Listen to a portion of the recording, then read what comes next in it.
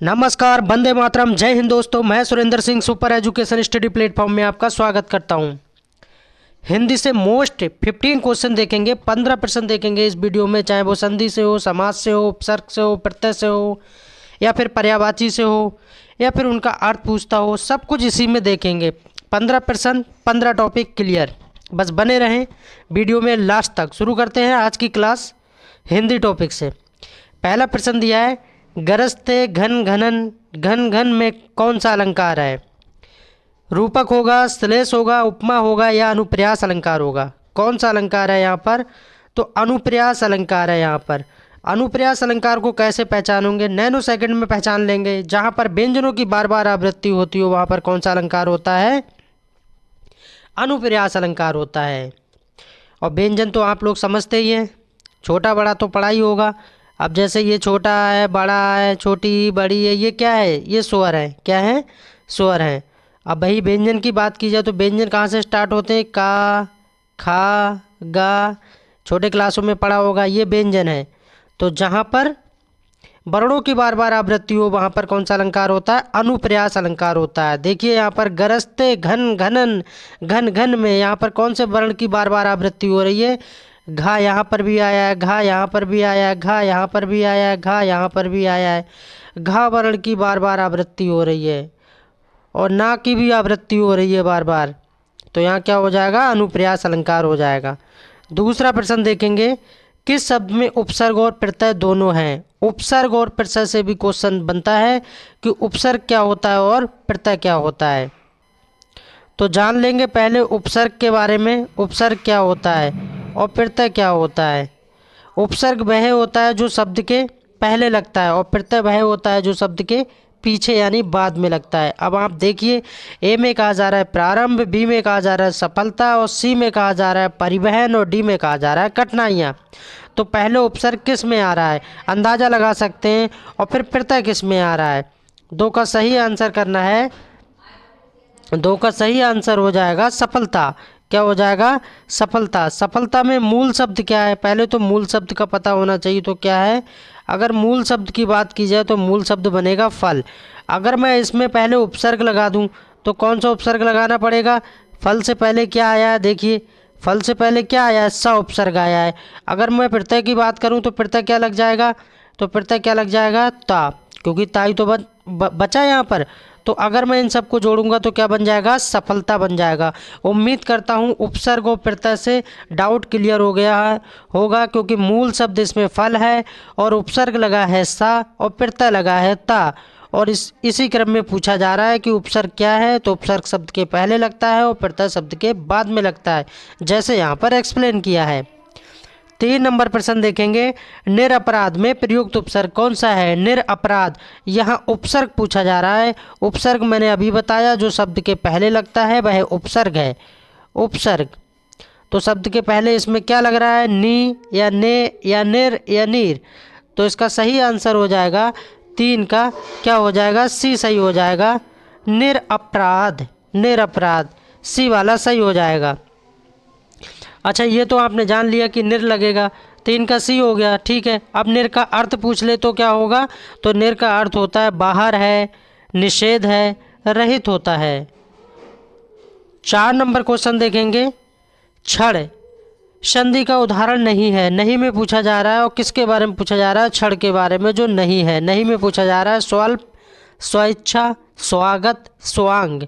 तो 4 का सही आंसर हो जाएगा स्वांग। स्वांग नहीं है और नहीं में पूछा जा रहा है स्वांग। क्या है? स्वांग। और बाकी स्वल्प है, स्वेच्छा है और स्वागत भी है। 5 नंबर क्वेश्चन देखेंगे, निम्नलिखित में से कौन सा शब्द तत्सम है? एक तत्सम पूछा जाता है और एक तद्भव पूछा जाता है। और यहाँ क्या पूछा जा रहा है? तत्सम पूछा जा रहा है। तत्सम।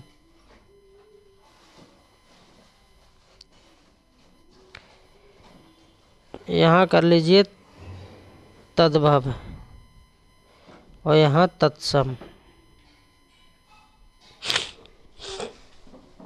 यहाँ तद्भव है, यहाँ तत्सम है। निम्न में से कौन सा तत्सम शब्द है? तो इसमें से कौन सा हो जाएगा? पृष्ठ हो जाएगा। क्या हो जाएगा? पृष्ठ। सी वाला सही हो जाएगा। पृष्ठ कैसा है? तत्सम है।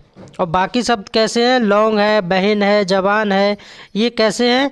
ये तीनों शब्द तद्भव हैं। कैसे हैं? तद्भव हैं।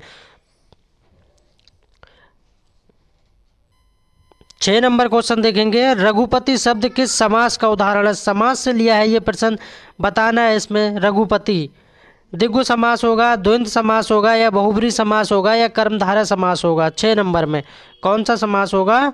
बहुब्री समास होगा। बहुब्री समास की क्या पहचान होती? क्या इसमें पहला या दूसरा पद प्रदान होता है? बिल्कुल नहीं, इसमें कोई पद प्रदान नहीं होता है, तीसरे पद की इसमें अर्थ निकलता है। जैसे कि उदाहरण के तौर पर समझ सकते हैं, लंबोदर अर्थात लंबा है जिसका उदर। किसके बारे में बात की जा रही है? किसी थर्ड पर्सन के बारे में बात की जा रही है, भगवान गणेश जी की बात की जा रही है ना। तो इसमें तीसरे पॉइंट की बात की जा रही है, तीसरी बात की जाती है। 6 का सी हो जाएगा बहुब्री समास। इसको तोड़ के भी देख लीजिए कैसे करके आपको तोड़ के बनाना है। रघुपति, तो रघुपति का क्या होगा? अर्थात भगवान यानी रघुकुल का राजा। तो रघुकुल का राजा कौन था? राम थे। कौन थे? राम थे। तो यहाँ थर्ड पर्सन की बात की गई है, तो राम कौन है? तो तीसरे पद में आ रहे हैं, तो बहुब्री समास हो जाएगा यहाँ पर, जिसका कोई भी पद प्रदान नहीं होता है। ये बात ध्यान में रखना है। 7 नंबर क्वेश्चन देखेंगे, किस शब्द का संधि विच्छेद शुद्ध नहीं है? संधि से लिया गया क्वेश्चन है और शुद्ध नहीं है।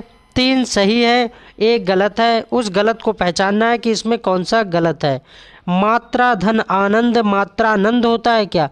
क्या ये गलत है? सदा धन ऐब सदैव होता है, क्या ये गलत है?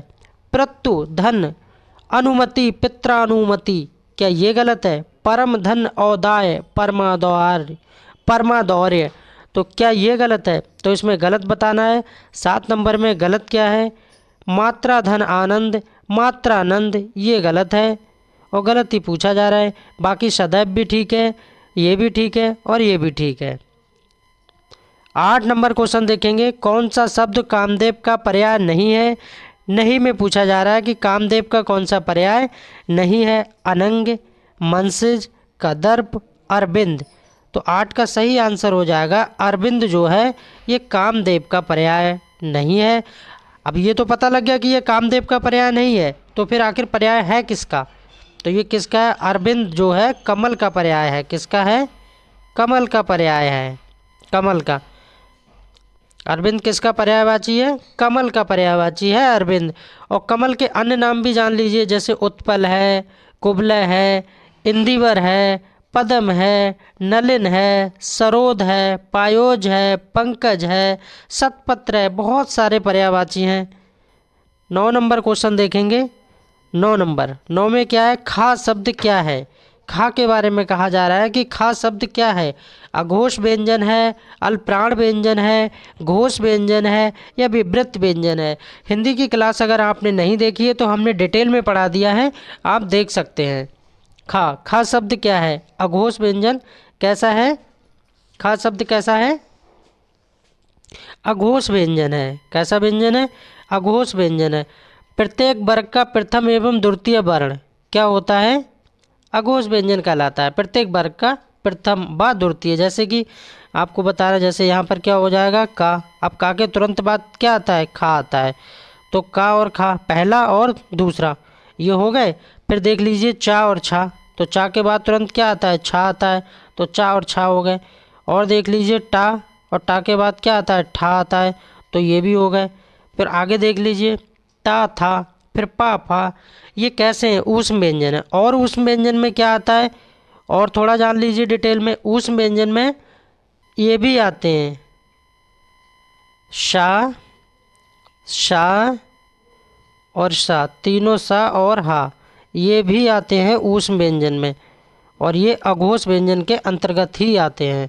उम्मीद करता हूँ ये सारी जानकारी कंप्लीट हो गई होगी। 10 नंबर क्वेश्चन देखेंगे।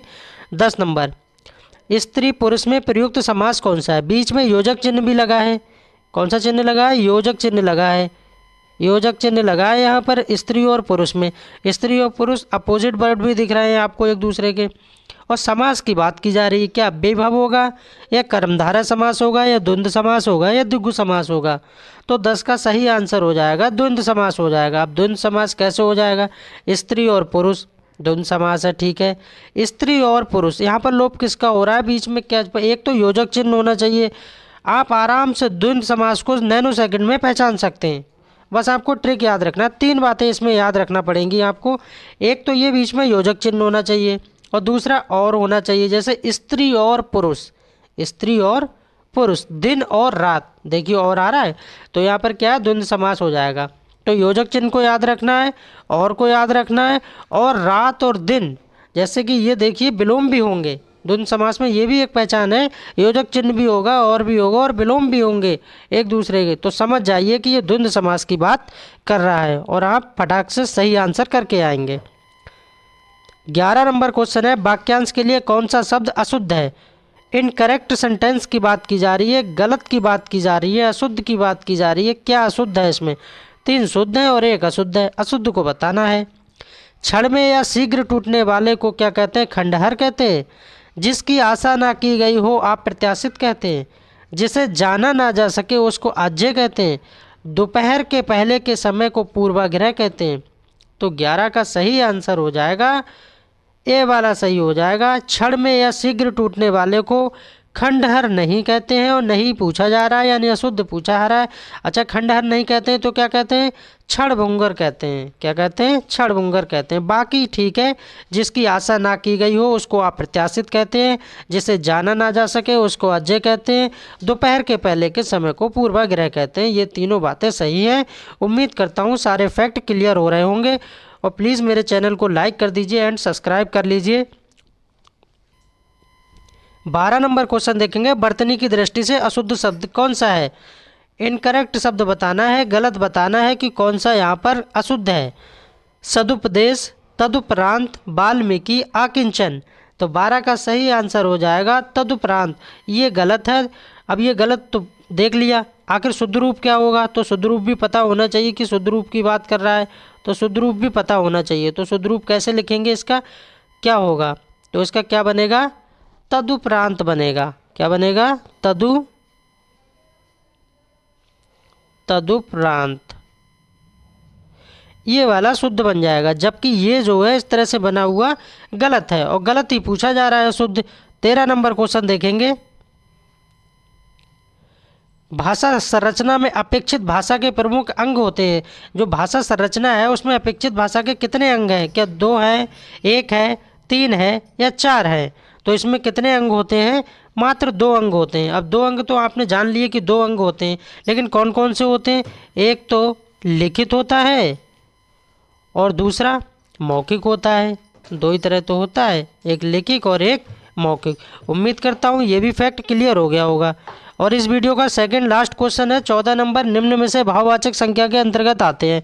भाववाचक संज्ञा से मैंने ये क्वेश्चन लिया है, क्या होगा सही, पशु पक्षी होगा, गुण दोष होगा, दिशा आदि होगा, आभूषण आदि होगा। तो इसका सही आंसर हो जाएगा गुण दोष। 14 का भी सही हो जाएगा, गुण और दोष। और इस वीडियो का लास्ट क्वेश्चन है 15 नंबर, को और के लिए किस कारक के चिन्ह का प्रयोग हुआ है। ये कारक से लिया गया है, क्या संप्रदान कारक होगा या करण कारक होगा या अपादान कारक होगा या संबोधन कारक होगा। तो को और के लिए कौन सा कारक होगा। अब यहाँ पर आपको पता होना चाहिए, सबसे पहली बात तो ये पता होना चाहिए कि कारक की जो संख्या है वो कितनी है, 8 है। पहला क्वेश्चन तो यही बन जाता है ना। अब जैसे कर्ता ने, कर्म को, करण से, है संप्रदान के लिए। अगर संप्रदान की बात करें तो चतुर्थी विभक्ति, यहाँ विभक्ति है, प्रथमा, द्वितीया, तृतीया, चतुर्थी, पंचमी, षष्ठी, सप्तमी, अष्टमी, है ना। तो कर्ता ने, कर्म को, करण से, संप्रदान के लिए, हैं, और अपादान ये अलगाव की स्थिति में आता है, कोई चीज़ अलग हो रही, जैसे पेड़ से पत्ते गिरते हैं, तो यहाँ पर कौन सा हो जाएगा, अपादान कारक हो जाएगा, क्योंकि पेड़ से पत्ते अलग हो रहे हैं, तो अलगाव की बात हो रही है, तो अपादान कारक हो जाएगा। अच्छा, षष्ठी विभक्ति में क्या होता है, षष्ठी विभक्ति में संबंध कारक की बात होती है कि संबंध दिखाया जाता है, जैसे का, की, के, रा, री, रे, इस तरह से ये चिन्ह अगर कहीं पर मिल जाए तो आप संबंध कारक को समझ जाइएगा। 7 नंबर की बात की जाए, षष्ठी विभक्ति की बात की जाए तो अधिकरण कारक आ जाता है। अधिकरण में कैसे पहचानेंगे, में, पर, पै, ये शब्द जहाँ मिल जाए वहाँ अधिकरण की बात हो जाती है। और लास्ट में होती है संबोधन। संबोधन में क्या होता है, हे, हो, अरे, अजी ये शब्द जहाँ पर मिल जाए तो वहाँ ये हो जाता है। और को और के लिए आप समझ गए होंगे कि किसकी बात कर रहा है, तो संप्रदान कारक की बात कर रहा है। उम्मीद करता हूँ सारे फैक्ट कंप्लीट हो गए होंगे। मिलते हैं नेक्स्ट वीडियो में। Thanks for watching, please subscribe my channel.